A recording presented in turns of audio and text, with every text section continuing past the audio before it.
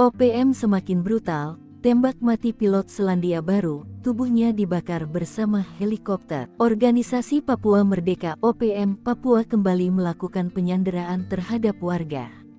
Bahkan, kelompok teroris tersebut juga membunuh warga negara Selandia Baru, Glenn Malcolm Choning yang merupakan seorang pilot helikopter, sesaat setelah mendarat di distrik Alama, Kabupaten Mimika, Papua Tengah. Senin, tanggal 5 Agustus tahun 2024, sekitar pukul 10 waktu Indonesia Timur, Glenn Malcolm Choning langsung dihadang OPM. Di dalam capung raksasa yang terbang dari Bandara Moses Kilangin Timika itu, ada 4 penumpang. 2 orang dewasa yang merupakan tenaga kesehatan. 1 bayi.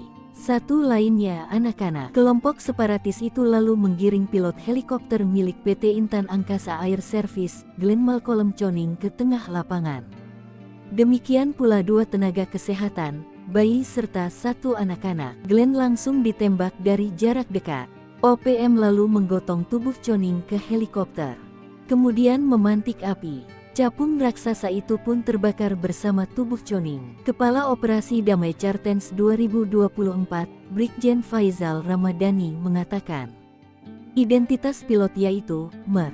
Glenn Malcolm Choning, tempat tanggal lahir di Selandia Baru tanggal 23 Februari tahun 1974, jenis kelamin laki, berkebangsaan Selandia Baru, no paspor LM 096455. Dia melanjutkan, identitas penumpang sesuai dengan manifest dan berdasarkan informasi dari lapangan bahwa seluruh penumpang dalam keadaan selamat.